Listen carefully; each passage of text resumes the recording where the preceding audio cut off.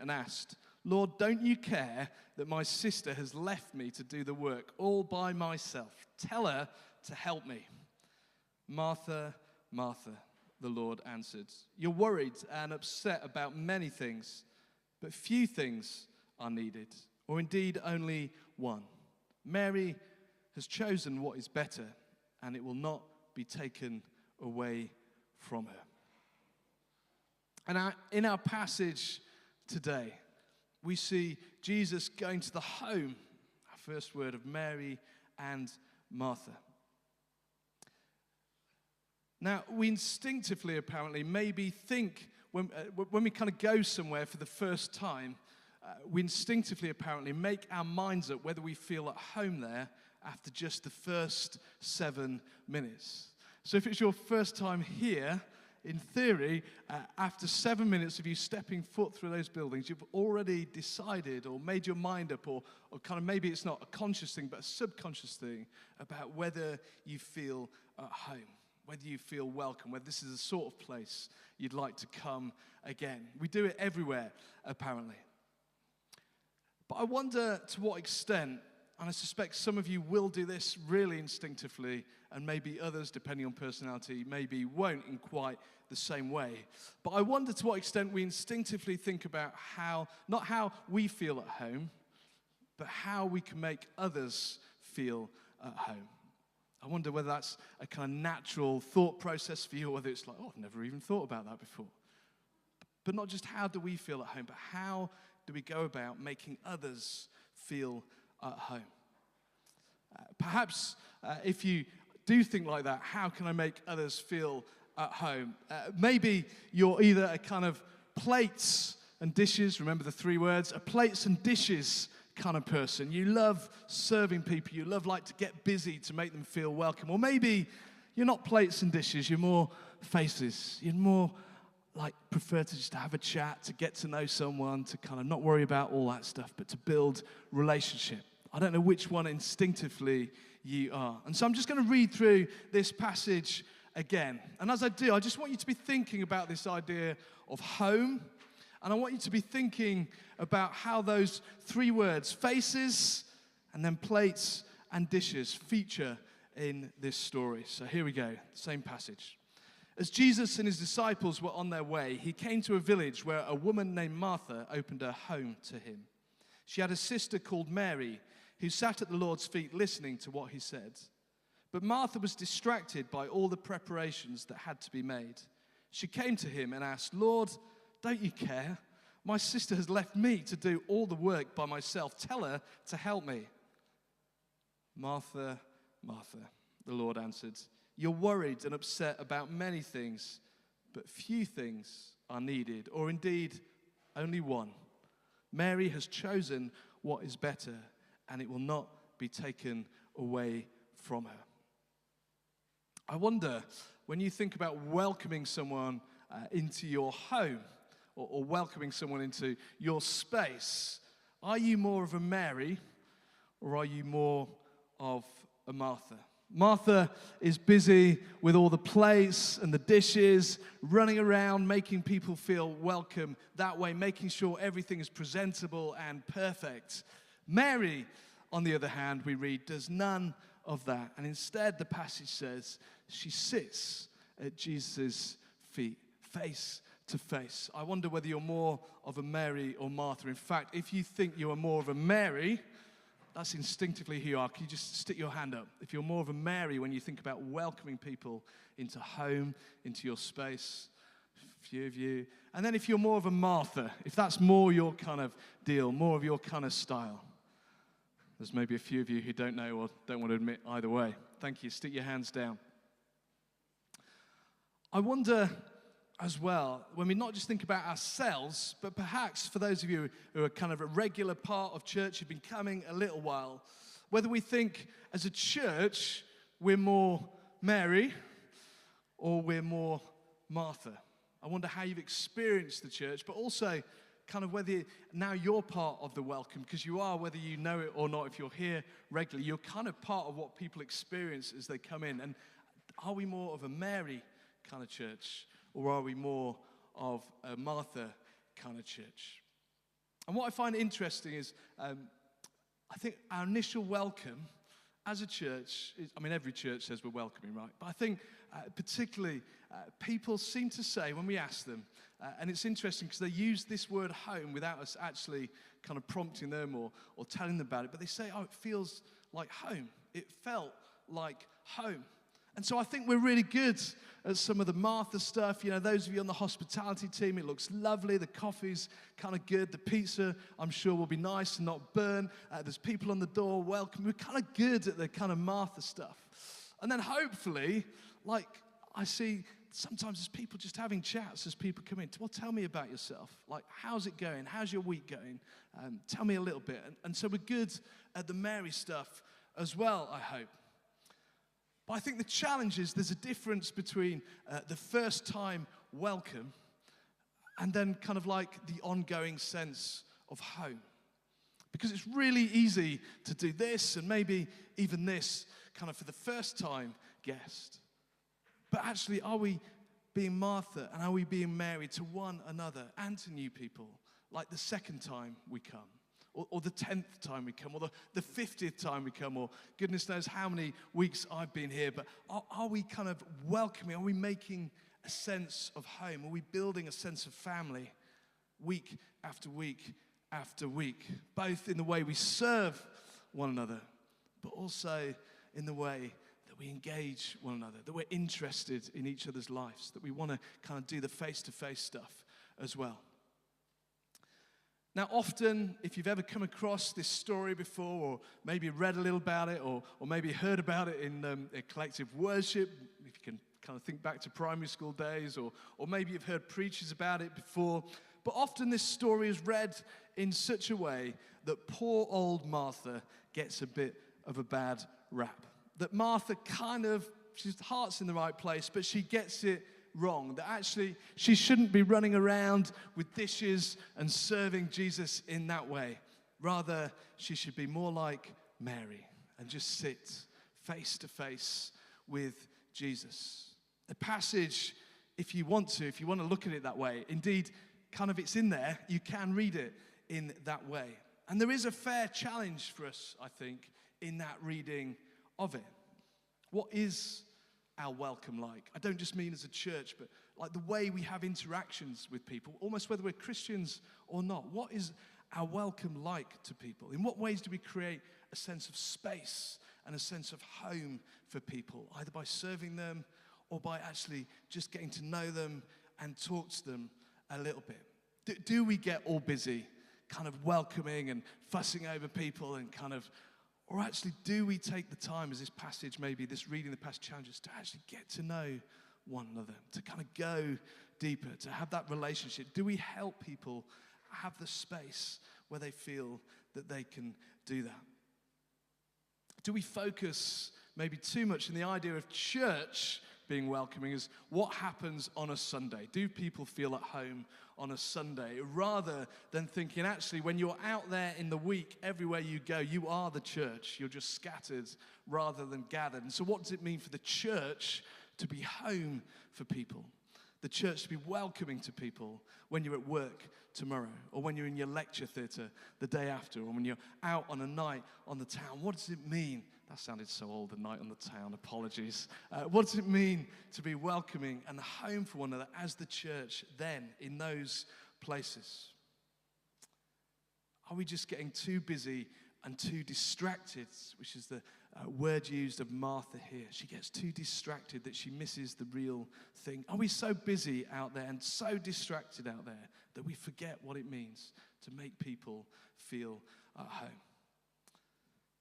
But before we get too down on poor old Martha, I've got some sympathy for her too. I don't know if any of you resonated when she says, kind of, will you just tell her to come and help? I'm busy doing everything. And she's just sat there. Maybe you can hear your own kind of voice in that too. Martha feels like Mary's doing nothing, that Martha's the only one doing anything. And Martha, I think, her heart is totally in the right place. She's friends with Jesus. She has a love for Jesus. He's her guest, and she wants him to feel really at home. She just needs someone to help share the load a bit. Is Martha really completely wrong? Well, at first, as we read the passage, we might think, well, yes. At first glance, we might assume this story actually invites us to be a Mary rather than a Martha, and that the better disciple sits and faces Jesus rather than being surrounded by plates and dishes. But if you look at the passage just before this one, it's actually the story of the Good Samaritan. It's the story of a man who kind of sees someone in need and acts in a very servant, in a very Martha kind of way, getting busy, tending to his wounds, taking him to he didn't seem to have much of a conversation, but he shows mercy on this guy. He serves the guy in practical action. He practically serves him. And so I wonder whether a clue to a deeper meaning might lie in just a small word in verse 39, which annoyingly is often left out of some of our English translations, but it is there in some of them. And it's a little three-letter Greek word, kai, K-I, K-A-I. And it's translated into English as also. And so a more literal translation of verse 39 would read like this. And she had a sister called Mary, who was also seated at the Lord's feet and was listening to his words. And I wonder whether that might suggest that Mary also served, or perhaps that Martha also, just like her sister, spent some time at Jesus' feet. Either way, I suspect if you ask Jesus, should we focus on plates and dishes or on sitting down face to face, he would answer yes. You see, Jesus doesn't criticize or condemn Martha in any way. In fact, you might have noticed he says her name twice. Martha, Martha. There's only 7 times in Scripture where God or Jesus says someone's name twice in a row. And whenever that happens, it's a sign of deep love and a sign of calling. Jesus isn't against Martha serving by doing, but he notices that she is so flustered, and the word in the text is distracted, that in all the plates and dishes kind of piled high, there's a barrier that develops rather than a sense of home. You see, you can welcome someone, but not be at home with them. We know in this story, because I told you, Jesus is on his way to Jerusalem. He's on his way to Jerusalem, where he's going to be crucified. He's going to die on a cross for the sins of the world, for yours and mine. And so as he enters his friend's house, because these are his friends, it's not the first time he's met them, he knew them. As he enters his friend's house, Martha and Mary, perhaps he doesn't want a fuss. He doesn't want loads of plates and dishes filled with amazing food. Perhaps all he wants to do as he heads off to his death is just sit face to face with his friends. To eat, but to eat together. Some commentators suggest that phrase, the one thing in this passage, may actually refer to just one dish being enough. I get the impression Martha's a bit of a Yorkshire woman. Okay, I can say that because my mother-in-law is, who loves nothing more than like piling on all these dishes. Do you want, like rice, and do you want chips with that and bread? Like, how many carbs can you have in a meal? But there's that kind of sense of hospitality where you just want to fuss and pile on all these dishes, and it's from the right heart. But actually, maybe it's not what Jesus needs in that moment. You see, Martha was perhaps too busy thinking about her need to serve, about kind of her, rather than the needs of her guests, the needs of Jesus at that moment. Real welcome, real making people feel at home asks, what are your needs and how might I meet them, as opposed to what are my needs in trying to serve you? What one plate do they need so that we can be face to face with them? Jesus doesn't refuse food or hospitality, but he calls Martha to find her home in him. And having found her home in him, to then extend home to him. And you see, hidden in plain view in this passage is how Jesus welcomes us home. You and me. And the clue is both in how Martha welcomes Jesus and in how Mary welcomes Jesus. Martha welcomes Jesus into her home for hospitality. And Mary sits, that's important, she sits at Jesus' feet.